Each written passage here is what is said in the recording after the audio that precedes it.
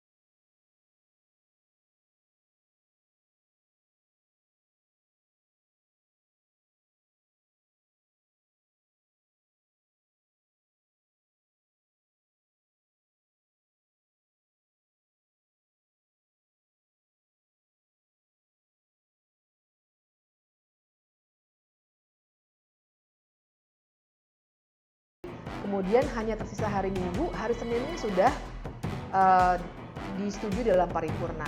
Ternyata waktu persetujuan tingkat 2 pun tidak semua fraksi toh yang setuju. Ada 2 yang menyatakan tegas tidak setuju, 1 dengan catatan dan bahkan 1 fraksi mengadakan aksi walkout. Nah, pengambilan keputusan dengan cara itu sebenarnya tidak bisa dikatakan berarti sudah ada persetujuan dari semua secara keseluruhan dalam paripurna. Karena kan tidak voting, jadi hitung-hitungannya tidak orang per orang. terlepas dari urusan substansi, jumlah halaman RUU Cipta Kerja juga jadi polemik Sempat beredar RUU Cipta Kerja dengan jumlah 1.208 halaman, 905 halaman, hingga 1.035 halaman. DPR mengatakan jumlah 1.035 halaman adalah yang terkini. Lalu pada tanggal 12 Oktober 2020 beredar draft RUU Cipta Kerja dengan jumlah 812 halaman. Sekjen DPR mengatakan perubahan jumlah ini karena ada perubahan kertas dari A4 menjadi format legal. Klaimnya memang perubahannya tidak substansi, tapi kami menemukan zaman sekarang banyak software yang bisa digunakan untuk membandingkan dokumen-dokumen dengan mudah. Ada substansi yang dimasukkan setelah ketok palu, dan itu artinya pasal 72 Undang-Undang 12 2011 sudah dilanggar, tata tertib DPR juga sudah dilanggar. Sebagai gambaran, Undang-Undang Cipta Kerja terdiri dari 15 bab dan 174 pasal.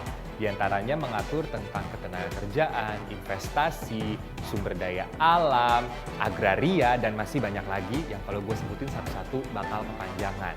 Nah, konsekuensi dari disahkannya undang-undang ini adalah terbitnya peraturan pemerintah dan peraturan presiden. Total bakal ada 35 peraturan pemerintah dan 5 peraturan presiden. Semuanya ditargetkan selesai dalam waktu 1 bulan.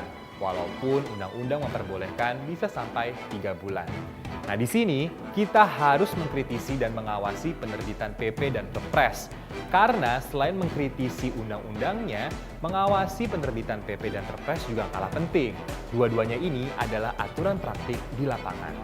Penting ya untuk menjaga supaya peraturan-peraturan pelaksanaan itu dilaksanakan sesuai dengan apa yang diinginkan oleh masyarakat ya, karena memang cukup banyak pasal yang kemudian dikatakan akan diatur lebih lanjut dengan atau dalam peraturan pemerintah. Namun catatannya adalah menjaga PP saja tanpa memprotes undang-undangnya juga tidak akan membawa kita kepada substansi yang diinginkan secara penuh, karena PP dan Perpres itu hanya peraturan pelaksanaan.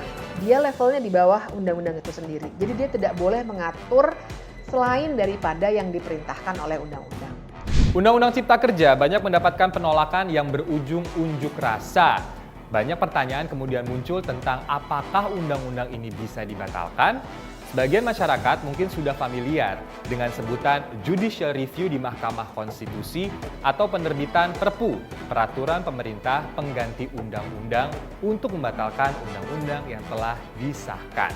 Pertanyaannya, apakah dua mekanisme ini betul-betul bisa membatalkan Undang-Undang Cipta Kerja? Iya, bisa. Jadi Perpu itu peraturan pemerintah pengganti undang-undang itu isinya setara dengan undang-undang. Jadi ketika misalnya Perpu itu berisi misalnya membatalkan secara keseluruhan suatu undang-undang, maka ya akan batal. Karena dia memang karena levelnya setara Perpu itu dengan undang-undang, maka dia bisa berdampak langsung pada undang-undang yang dia atur. Contoh konkretnya adalah Perpu Pilkada ya, yang kita ketahui dikeluarkan karena situasi Covid untuk memundurkan pilkada, namun sayangnya hanya sampai Desember tahun ini. Pengujian undang-undang ke Mahkamah Konstitusi itu ada formil, ada material. Kalau material itu artinya yang diuji adalah materinya, materi muatan dari suatu undang-undang. Kalau uji formil artinya prosesnya yang kita pertanyakan apakah sesuai dengan konstitusi atau tidak. Nah, kalau uji formil ini disetujui ataupun dikabulkan oleh Mahkamah Konstitusi, maka seundang-undangnya langsung batal semua.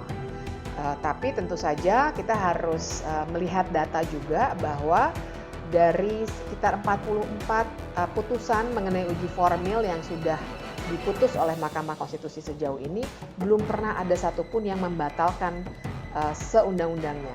Terlepas dari pro kontra Undang-Undang Cipta Kerja, kita sepakat bahwa semua kepentingan harus diperhatikan.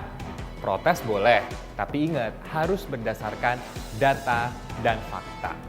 Masukan dari masyarakat juga harus didengerin Bapak Ibu pimpinan. Walaupun Anda itu pejabat, tapi harus tetap diingetin. Jangan sampai kebijakannya salah alamat.